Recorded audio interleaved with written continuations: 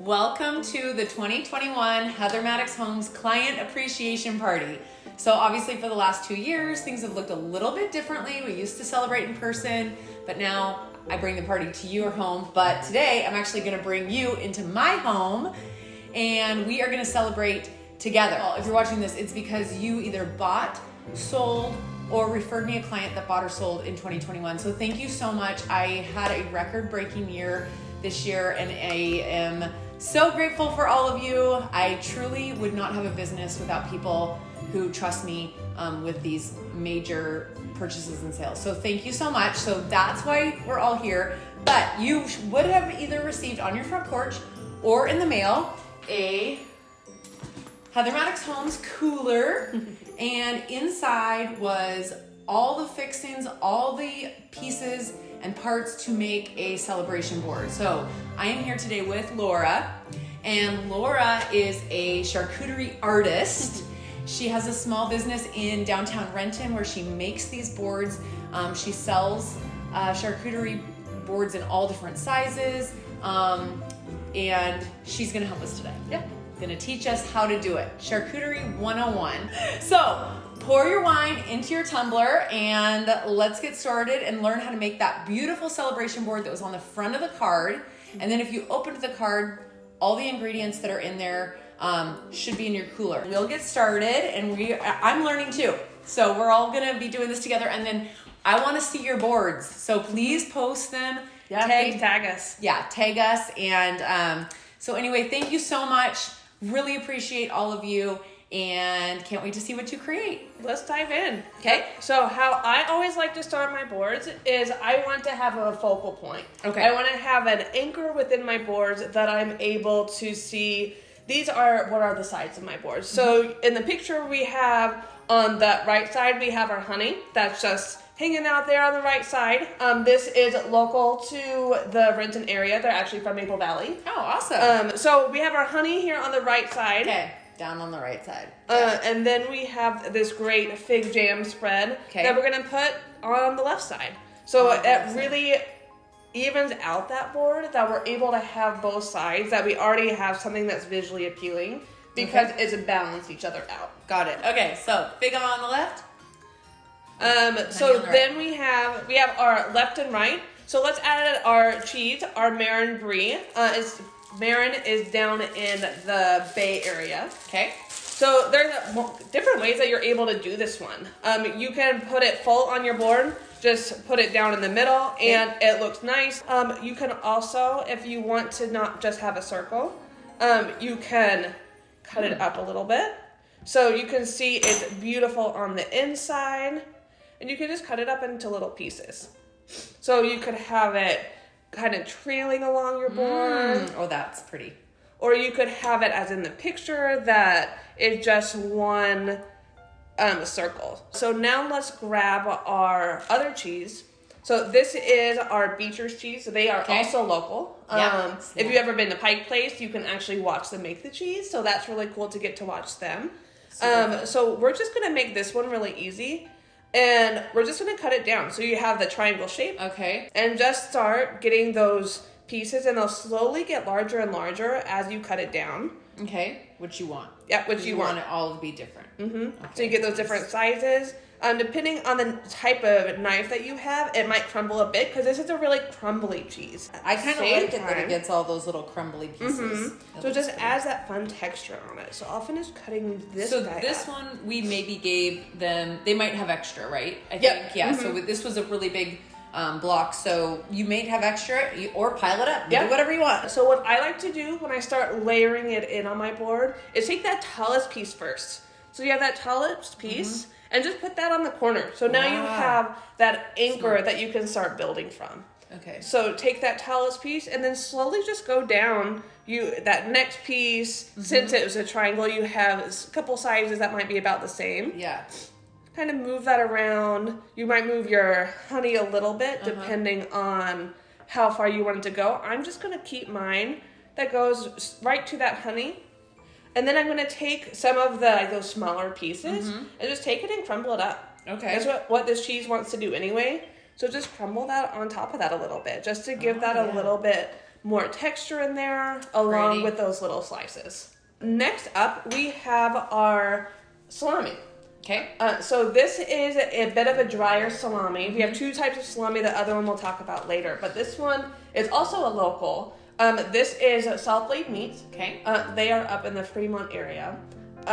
This specific stick is their Seattle stick. Perfect. So when you're cutting this stick up, I like to do it. This is not very good knife for this. So maybe, what is this, an 1/8 of an inch? Yeah.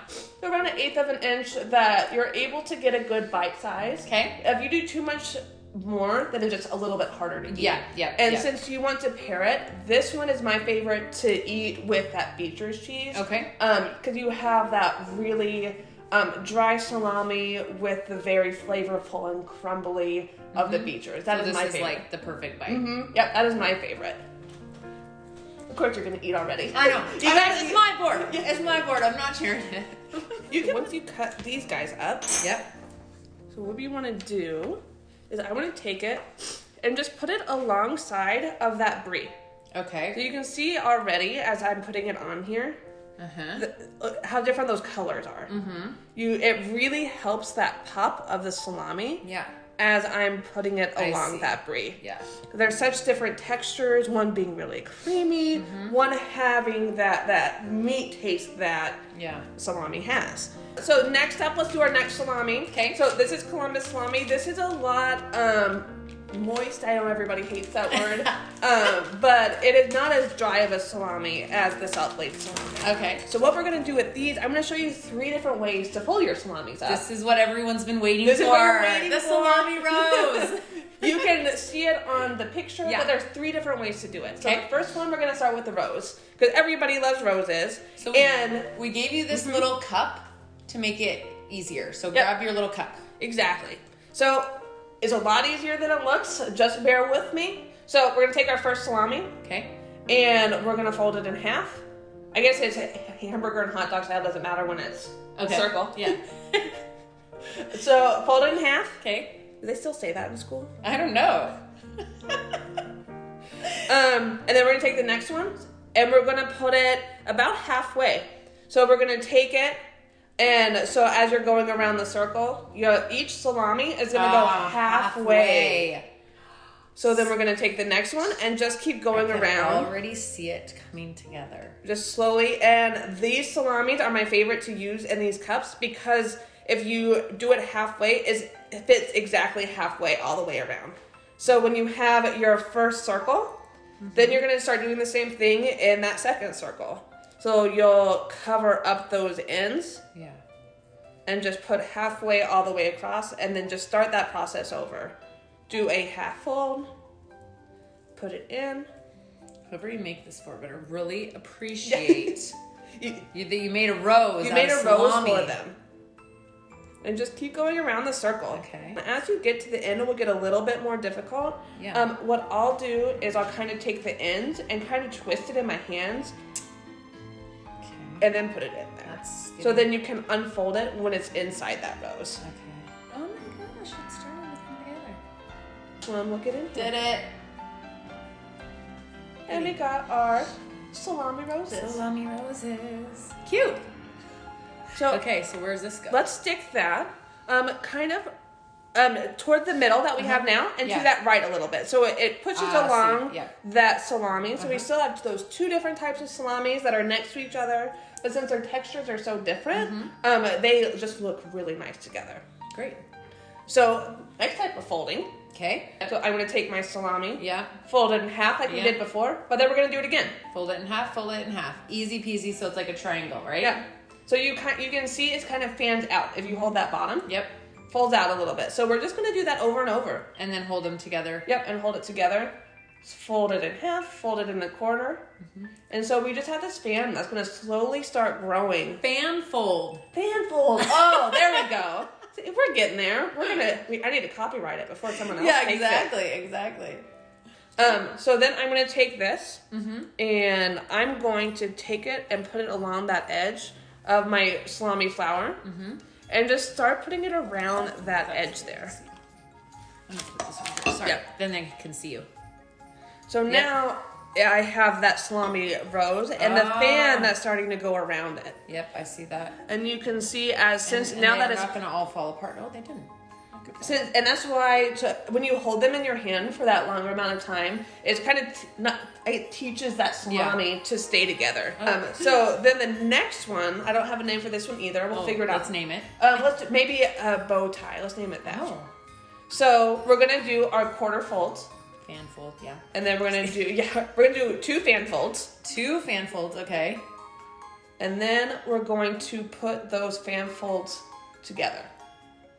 So you're gonna take one. Whoa, okay, so the fan folds are almost hugging. Yep, make your hug, but only one side of them. Yeah. Do an awkward side hug with your fan folds. Awkward side hug with your fan fold. The way you would kind of hug your realtor, baby. So this one is a bit harder to hold just because there's a lot more going on. So it's not, is it going to keep hugging? No, or it's a new set? It's a new hug. There's only one hug every time. You can only do one hug. So you can either put your side hug down, cover it with a knife just to hold that on. I see.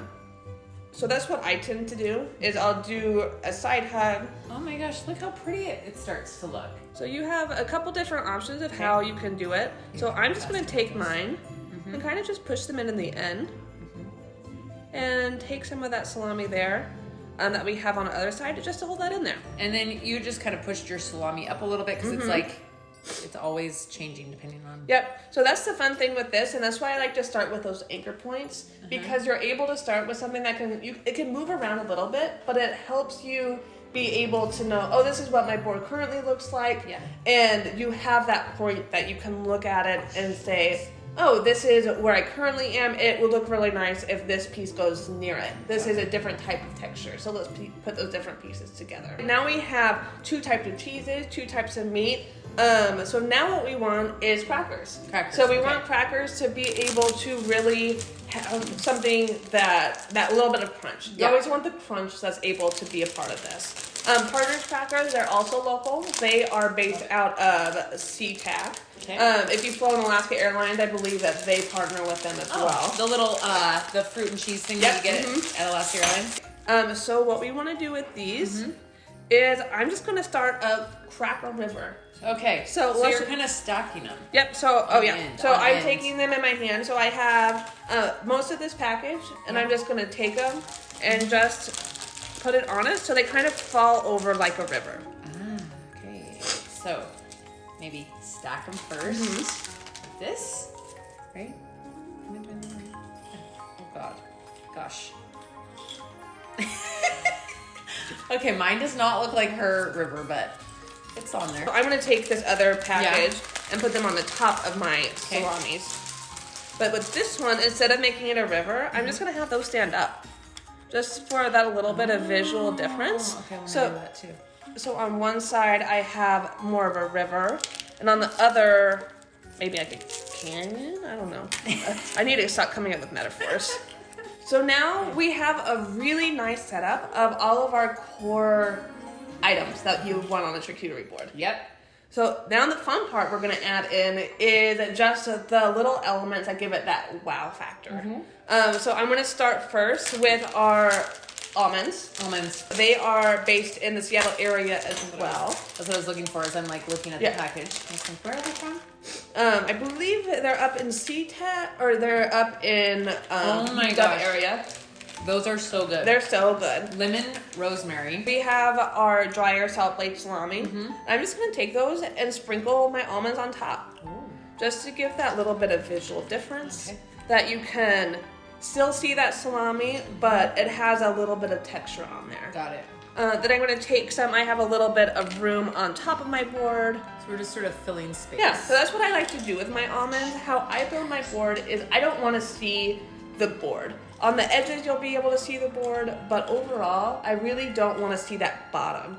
So if you have any holes anywhere, I have a little bit like around my salami. There's a little bit here along my brie. Just take those almonds and put them so you can't see the bottom of the board. Okay. Give that little bit of visual difference in there. And if a few of them end up in your mouth, that's fine too. It's fine. They're delicious. They're too good not to. So we have some great candied fruits. Okay. So first we have our dried apricots. So you can either leave these full. I like to cut them in half because this looks a little bit big on the board. I see what you mean. It's like, it's kind of overpowering. It's like almost as big as the whole rose. Exactly. So cut that in half. If you wanted to cut it in quarters, that's good too. However you want to cut it. Okay. And then I have this space over here along my crackers. Yeah. So I'm just going to take that and slowly put my apricots along there. This is the part that my kids love to eat on the board. So with this one, I'm going to cut it long ways. So you just have a little bit of different shapes. So we have these salamis that just go along the edge.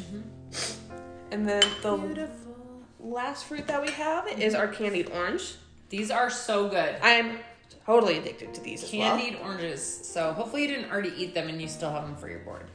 Oh, so you're cutting them in half. Yeah, I cut those in half. You get the same thing. You could cut them into quarters. They are a bit bigger, but I think with the visual texture and just the visual, they look nice when they're still a little bit bigger. And I like to put those on top of my brie or on top of my beechers, just to kind of set that around to give more visual break that up a little bit.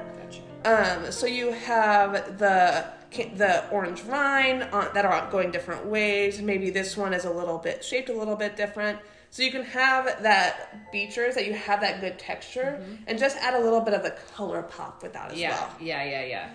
Oh my gosh. So it's really starting to come together, and this is beautiful. I honestly can't believe I made that. Okay. And the last thing, everybody's favorite, we've been eyeing it the whole time. It's beautiful, Theo chocolate. I'm just gonna take my little Theo pieces in the middle and put it in the middle. Oh my gosh. So now we have even more texture. All the colors are balanced. We have those orange colors, those yellows on the side. It looks so beautiful. Yeah. Oh my gosh. So Charcuterie 101, you have passed with flying colors. Yes. And hopefully all of you have too. Yeah. And you've kind of like, I can't wait to see your beautiful boards because actually when you're explaining it all and talking about the textures and kind of building it from right to left like that, it makes so much more sense. So, well, awesome. I'm excited to dive into our board. It looks almost too beautiful to eat, but it's too good to not eat. Yeah, you're right. Too good to not eat. So thank you everyone so much. We can't wait to see your boards. Take pictures, post them on Instagram or Facebook, tag us. And thank you so much for your support of my business. I'm going into my 17th year as a realtor, and that like blows my mind that for 17 years people have trusted me to guide them through their biggest purchases and sales, and they continue to do that, and they continue to send their friends and family to me. And I just look forward to another great year of serving all of my favorite people. So thank you so much. Thank you, Laura, for doing this. Thanks for I really having appreciate it. So, all right, happy holidays. Happy holidays.